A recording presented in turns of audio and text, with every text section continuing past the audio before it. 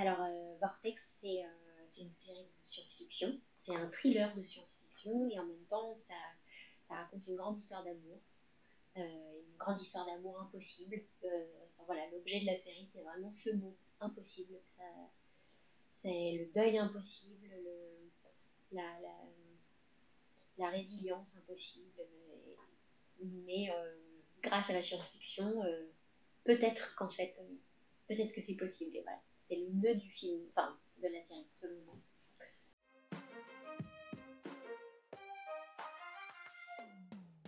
Euh, Dans le projet, la science-fiction, moi je suis une grande spectatrice de science-fiction. J'ai eu la chance de tourner dans un film qui s'appelait La dernière vie de Simon, qui était déjà de la science-fiction, et c'est un genre que je trouve passionnant, enfin, et, et qui permet de parler de sentiments humains impossibles. Et voilà, bah, la science-fiction les révèle, quoi.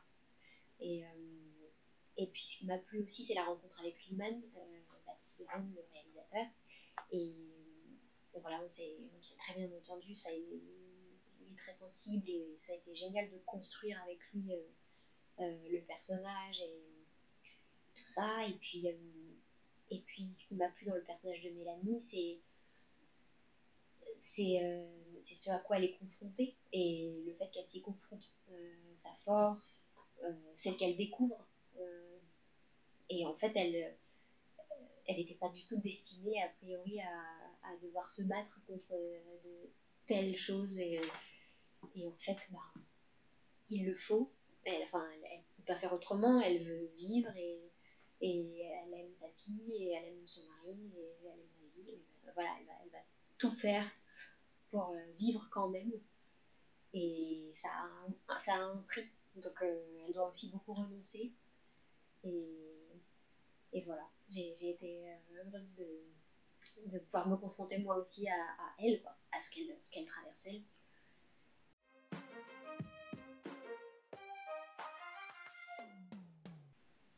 C'était beaucoup un challenge émotionnel. Il y a beaucoup de scènes d'émotion. Et, et donc, je voulais trouver des nuances, je voulais que ce soit pas, je voulais que ça ait du volume, et puis que ça fasse avancer le personnage. Et donc, c'était comprendre profondément les étapes dans lesquelles elle passe. Donc, il y a le déni, il y a la colère, il y a le rejet, la tristesse. Et puis, en fait, finalement, elle comprend qu'elle peut agir. Donc, la force, le, le dépassement, enfin voilà, c'est de rendre ça, parce que c'était très présent dans les scénarios. La lecture des scénarios, c'était hyper haletant, c'était vraiment passionnant, et donc c'était euh, être à la hauteur de ces enjeux-là de personnages.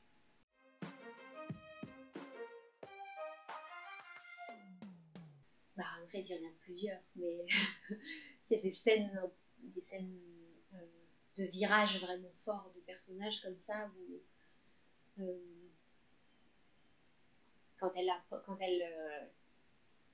quand elle apprend qu'elle va mourir et qu'elle décide de le croire et de faire avec, ben ça c'est à jouer, c'était à construire, c'était vraiment vertigineux, et c'était des scènes qui duraient, certaines duraient 8 minutes, enfin celle-là notamment.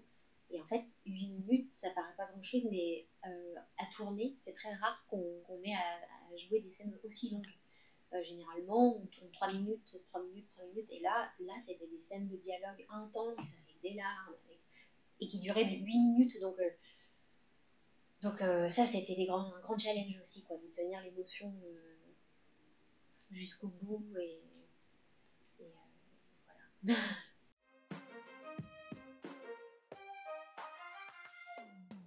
Oui, par exemple, c'est quelque chose que j'avais jamais fait, la course-poursuite en voiture. Et j'étais tant contente de faire ça, quoi. C'était une vraie cascade.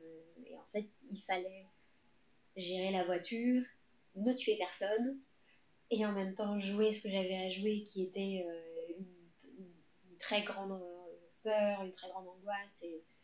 Et, et voilà, c'est ce que j'aime dans le cinéma, c'est quand ça devient très technique aussi, et il faut faire avec des éléments très techniques, mais rester proche de son émotion, c'est quelque chose qui me plaît beaucoup, et, et c'est ça qui est aussi très différent du théâtre, où on est sur scène pendant 2 heures et où euh,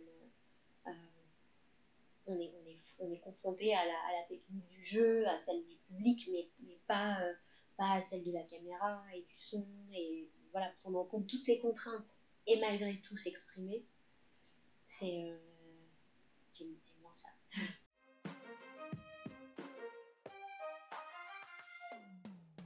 Ouais, enfin c'est ouais, moi depuis que je suis enfant, je regarde beaucoup. Euh, je trouve ça génial, même quand c'est de la science-fiction, euh, parce qu'il y a le genre merveilleux, il y a le genre thriller, après ça rentre aussi dans la métaphysique, enfin je veux dire, voilà, ça mélange des choses c'est un genre très pluriel, quoi. Ça permet ça permet de faire beaucoup de choses, de faire passer beaucoup de choses, quoi.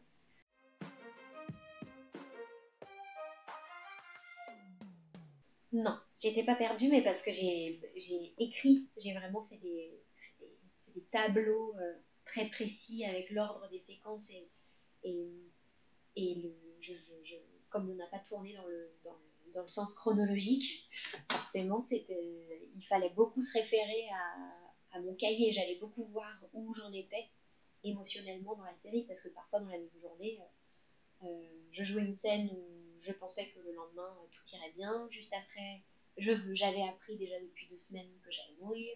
Juste après, en fait, je viens de l'apprendre. Donc voilà, ça demandait d'être très connecté à la chronologie.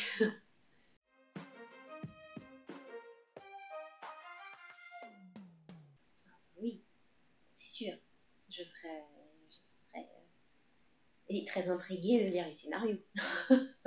Euh, ils ont réfléchi, en tout cas on en rigolait sur le tournage, quelle suite il pourrait y avoir et ce qu'il y aurait à raconter. Et il y a plein de possibilités, mais, mais bon, ça restera peut-être que des possibilités. C'est très bien comme ça, mais je serais hyper partante. J'aime beaucoup ce personnage. J'ai beaucoup aimé l'équipe, tout ça.